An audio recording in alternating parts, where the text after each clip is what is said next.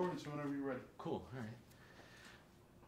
I'll just start it out. Okay, so I'm here talking about Starship Troopers Invasion with ed-neumier, Casper-van-dien, and Shinji Aramaki. Okay.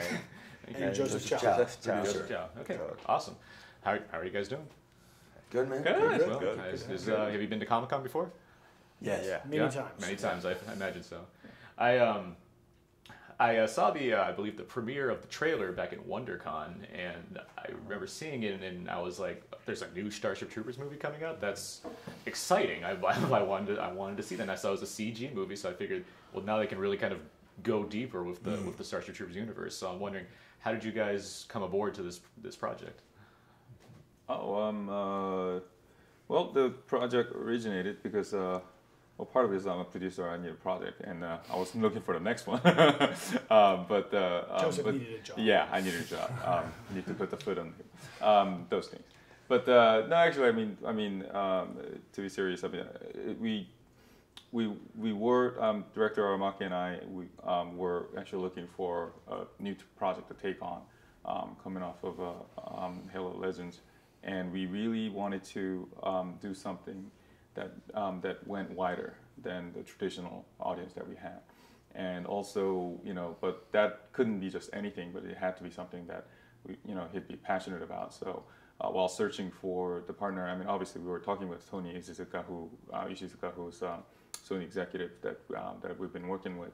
And, the first thing that came up is like when I said the name Sony, it's like Starship Troopers, So we've asked Tony, and then Tony said, "Well, that's funny that you mention it," and because he was the one who was handling sequels to the original, the first movie. And then one thing led to another. Spoke to these guys, and they were cool with it. And we, the next thing we know, we were actually working on the film itself. Great. Yeah. Stand by. Big truck. All right, there. Cool.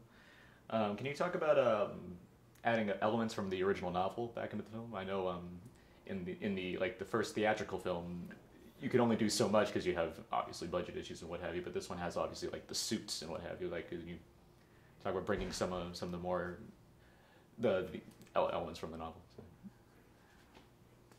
Well, yes, you're right. In the first one, we could not really afford to do suits the way we can do them now. But we played around with suits in one of the live-action sequels. But when I saw Appleseed, which was directed by Mr. Director Aramaki here, I thought, oh, okay, now we're in for something good, because he can really make that stuff look great. I know you've seen the movie, but the power armor and the armor in the movie is just lovely now. It's fantastic.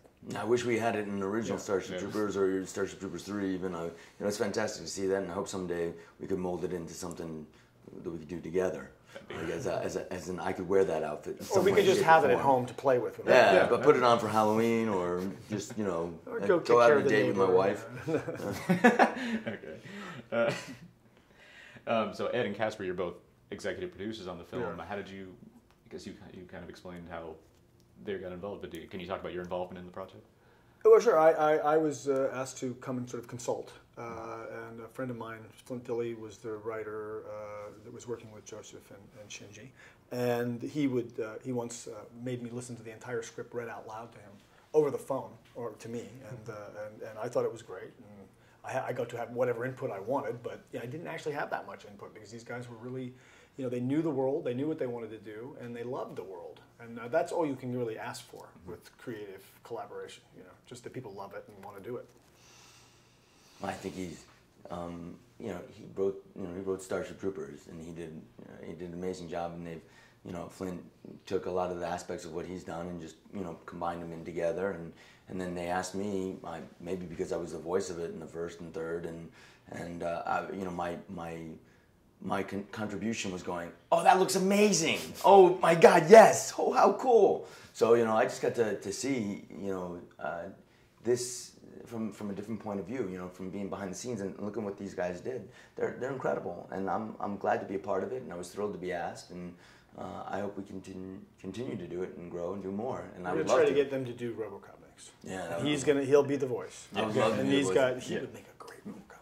I mean, come on. Put that on record, please. Yes. That'd be cool to see. Wouldn't it? Yeah. Um, quite well. So where does so this film?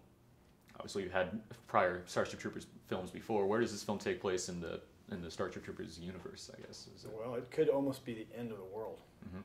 You have to. The fans will have to see what happens because it gets pretty serious. Okay. How long did it take to make the film? It took about a year and a half. Okay. Yeah, from once the script was finished, he wanted to make sure that we please point out. Once the script was finished, it took about a year and a half. Yeah. Were there multiple animation houses involved in putting it together? No. So he was very busy for a year and a half. It's just him. No. Yeah, we worked with a lot of partners, but it was run by. It was actually the first title coming out of our studio that we started together just recently. What's the name of the studio? Solar Digital Arts. Yeah. What was the biggest challenge in making the film? それはあれですね、やっぱり何度も同じこと言いますけど、やっぱりスターシップルーパーズのファンにちゃんとこう納得してもらえるようなルックを作って、でしかも新しいアドベンチャーを作らなきゃいけないっていうことがやっぱり一番大きなチャレンジだったと思います。So, he doesn't even hesitate. Actually, he's answering that, but it's really to make a film that the fans can buy into. Oh, okay, this is Starship Troopers. That was the biggest challenge for him. Cool. Yeah. I know we're blown through your I questions, know, man. man. I'm sorry. For Ed and Casper, what was the coolest thing for you guys to see in the final product? I think that I really don't want to keep going on about how great the armor and the machinery looks and how cool that looks. It really is. It's really neat, but I almost feel like that takes away from the other achievement of the movie, and the achievement was that the fans that we see it last night, just they loved it. They were with it the whole way through, and they thought it was great. So that's always to me the nicest thing is, oh, we got something out there the fans like. Yeah, it's the I'd like to give an intelligent answer, but it's the armor. The same reason why I fell in love with the book when I read it. I thought when I read Starship Troopers and I go, wow, I must have been this really a bright kid to understand the sense of humor and satire that Ed had written into the script. And then when I went back and reread the novel by Heinlein, I went, oh no, it was the power suits. That's it. It's why I liked it as a kid. It's why I like it as a man. It's the power suits, and he's really, who better to get than this man right here, Shinji Aramaki, to do the power suits and really make a dream come true, a childhood dream come true. But it's you got to think about how important that book was because of, not just there are other important themes in there, but really that concept of the power suit, dropping out from this, from the space, that basically, it was new. Nobody thought of that before, right? And then that actually had a huge impact on him when I was in high school. It had a huge impact on a slew of anime creators, his generation. So the greatest generation of all the anime creators, really all were influenced by that. When I was in Japan concept. recently, or a year or two ago, they showed me a book, an old copy of Starship Troopers. It was in Japanese. I couldn't read it. But there was a famous drawing, I wonder if you guys saw this, that they all talked about, which was that the power suit was so powerful, but it was so delicate it could pick up an egg. Mm-hmm. And that was the drawing that everybody told. I wish I'd heard that because we should have put that in the original movie. In fact, we need an egg somewhere. Because is that true, Shinji, that everybody remembers that drawing from the book? みんなスタジオの覚えてるのは本当ですか？そうです。それが今日本ですごい大人気のロボットアニメ、今でも人気あるんですけど、ガンダムっていうのがあるんですけど、それの元になったコンセプトになったデザインがそのパワースーツですね。So I guess I'm going to add a little more to what he said just to give a context. Yes, it is true, and how there just to explain how much impact it had. There's a title called Mobile Suit Gundam in Japan, which is almost like a Mickey Mouse over there. It's an icon in Japan, and it's a huge business even to this day. Now, if you look at that, it's called Mobile Suit for a reason. And before, there used to be giant robots and transformers, which he was one of the original designers of, by the way. They're giant robots before, but really, I mean, the mecha as a weapon, like nobody really thought of that. So when that came about,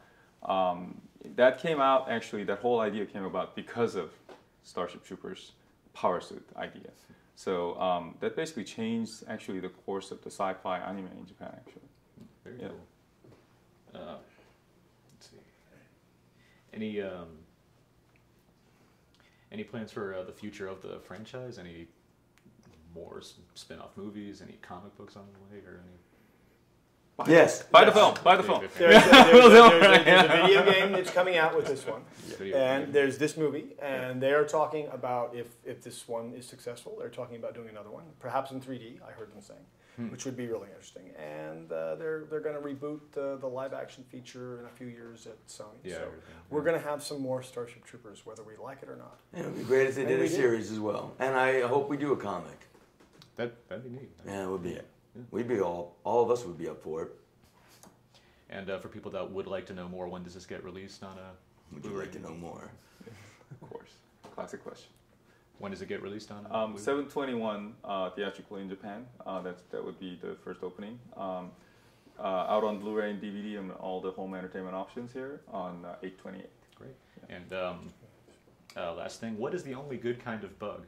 A dead bug! That dog. Kill them all! Thank you, guys. Nice. Thank you. Thanks very much.